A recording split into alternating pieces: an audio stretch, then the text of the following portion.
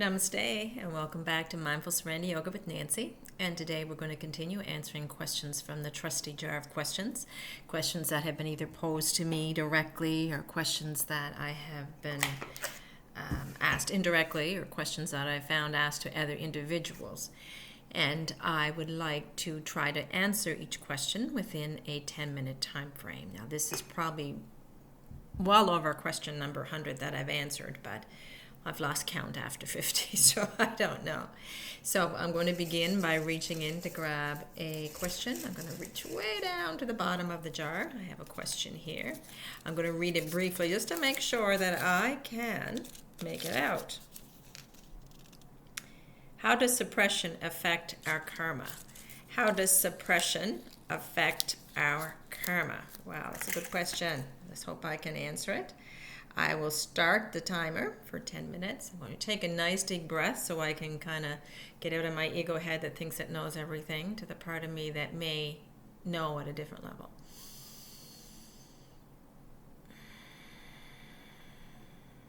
And again, these questions that I'm answering hopefully are not coming from my conceptual or intellectual mind, but from a deeper place. How does suppression affect our karma? Wow. First of all, let's get an idea of what suppression is. Freud, one of the famous psychoanalysts, or the first psychiatrist to invent this concept of psychoanalysis, came up with this idea of suppression and repression as being the major problems, the major source of problems created in the mental health world. He felt that most of us will suppress and repress our memories if they are too painful for us to deal with at a conscious level when we are experiencing something painful. I've always thought of the difference between repression as being the emotional energy that's repressed. Suppression is the suppression of the memory. That was always my understanding between the difference between suppression and repression. But we'll just use suppression as a generalized term of stuffing that which we do not want to deal with at the present moment. When something uncomfortable comes up, we have a tendency to suppress it, to stuff it down. We think we're pushing it away because it's too painful to deal with, but whenever we push away, avoid, or resist whatever's happening out there in the external world, we are actually stuffing it down.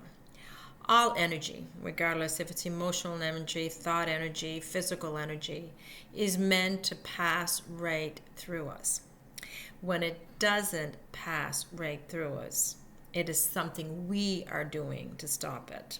Okay, naturally it will pass through. Just like an electrical current will pass from, you usually see an exit and an enter and an exit wound for people who get electrocuted. And the same thing happens here, where this energy should come in and it should go. There should be an entry door and an exit door for which the energy to pass through.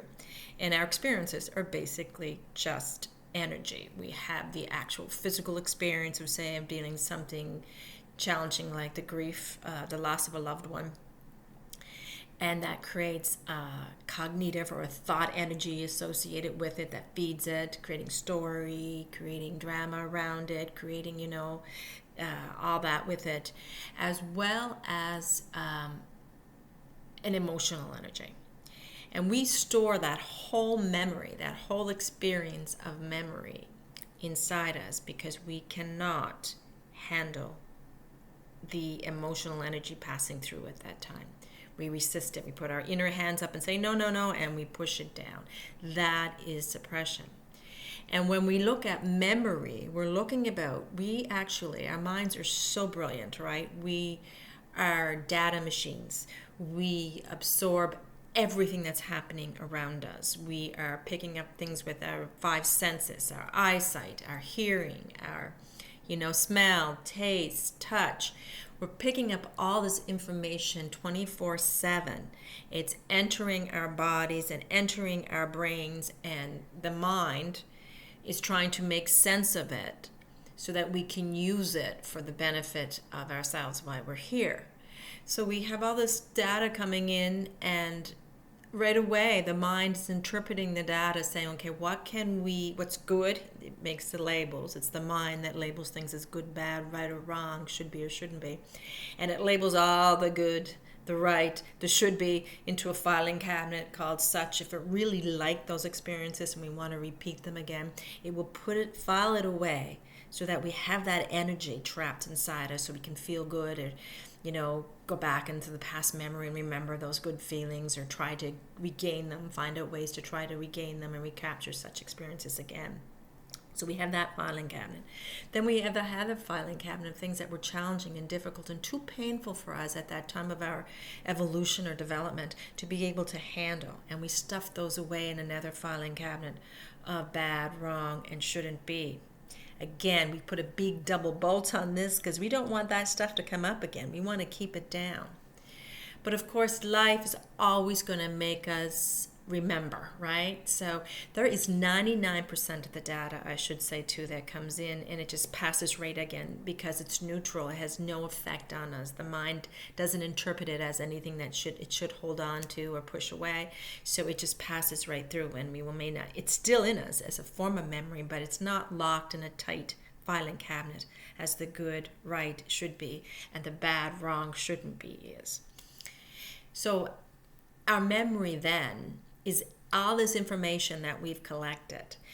But we're creating something called samskaras, these impressions, these mental impressions, with our filing away of the good, right, and should be, and our filing away of the bad, wrong, shouldn't be. We've made a judgment, interpreted in the mind, just data that's just meant to be neutral, and we decided using our ego minds and our conceptual minds and our past experiences as to what we want to keep and what we want to push away. And again, when we push away, we're not pushing it outside ourselves, we're just stuffing it down in this filing cabinet of bad, wrong, and shouldn't be, with the double bolted lock on it, because we really don't want that stuff to come back up again.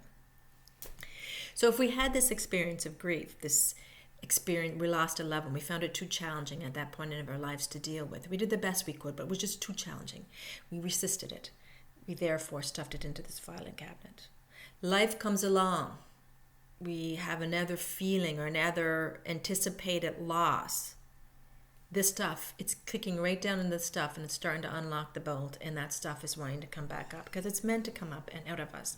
And so our goal is to keep trying to get it to come up and out of us. And when it can come up and out of us, then it's gone. The energy's gone. But when we again see this thing coming up, our natural tendency is to push it back down, to suppress it again, to suppress the new experience of grief so that we don't experience the old experience of grief. And so when we talk about karma is this thing that happens when we store our memory. Because karma is basically just all our accumulated memories of all our actions, all the causes and effects that take place in life. So when we store our bad, wrong, and shouldn't be, or our good, right, and should be, we are creating karma. We are responsible for it, not life. It's not life saying, oh gosh, I'm punishing you now, so I'm going to give you something else to deal with that's painful. It has nothing to do with that. It has to do with what we've stored and what naturally happens when we store this stuff and put all our energy and effort into preventing it from being triggered. Because if this was so painful, and especially since I've had the second arrow coming in, the second grief experience coming in, and I'm just having such a hard time dealing with it all, I'm going to try to look outside in my life and say, okay, I'm going to fix this. I'm not going to go there. I'm going to get this person in here because they may buffer my pain, and maybe I will get this job because it won't do anything to triggering the pain that I have inside this filing cabinet. And so our whole effort and our whole action in life is to appease these samskaras, to keep everything down where it is. Try to get this stuff coming up from the filing cabinet, relive that, and try to keep this locked away as far as possible from our conscious awareness and prevent anything out there from getting it to come back up again, because we don't want that pain. So memory then has everything to do with karma, because our karma is the cause and effect related to the storing of our memories. not just the memories we have in this incarnation, but all the memories that are attached to us, the accumulated, or what Carl Jung was the student of Sigmund Freud, would have called the collective unconscious, all the ancestry, all the memories of our ancestors, all the memories of other incarnations. And I know that might be woo, you don't have to think of it like that if you're not into reincarnation. But all this stuff is stuck in us, and it's in one of these filing cabinets.